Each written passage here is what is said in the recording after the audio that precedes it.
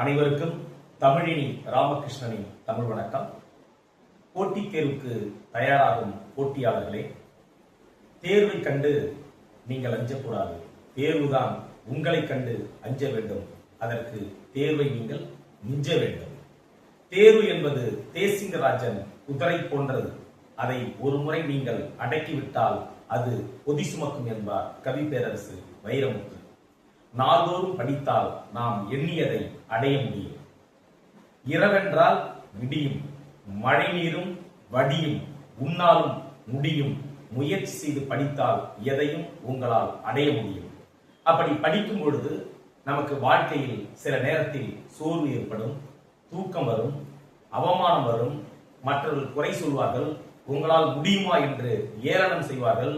இவை எல்லாவற்றிற்கும் ஒற்றை பாடலில் ஓங்கி அடிக்கிறார் நம்முடைய குமரகுருபரர் நீதிநெறி விளக்கத்தில். என்ன பாடல் தெரியுமா? மெய்வருத்தம் பாரா, பசி நோக்கா, கண் துஞ்சா, எவ்வவர் தீமையும் மேற்கொள்ளார், செவ்வி அருமையும் பாரார், அவமதிப்பும் கொள்ளார், கருமமே கண்ணாயினார் என்று குமரகுருபரர் நீதிநெறி விளக்கத்தில் அற்புதமாக சொல்லியிருக்கிறார். ஒரு வேலையை செய்யும் பொழுது உடல் வருத்தத்தை பார்க்கக்கூடாது, தூக்கத்தை எண்ணக்கூடாது, பிறர் என்ன சொல்வார்களோ என்று நினைக்க கூடாது. அவமானம் வரும், அவமதிப்பு வரும், எல்லாவற்றையும் உன் காலடியில் தூக்கி போட்டுவிட்டு நீங்கள் படித்தால் வாழ்க்கையில் நீங்கள் வெற்றி பெறலாம். உங்களுடைய நல்ல நோக்கம் வெற்றியடைய என்னுடைய வாழ்த்துக்கள். அடுத்த பதிவில் சந்திப்போம்.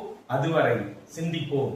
உங்களிடமிருந்து விடைபெறுபவர் உங்கள் தமிழினி ராமகிருஷ்ணன். நன்றி, வணக்கம்.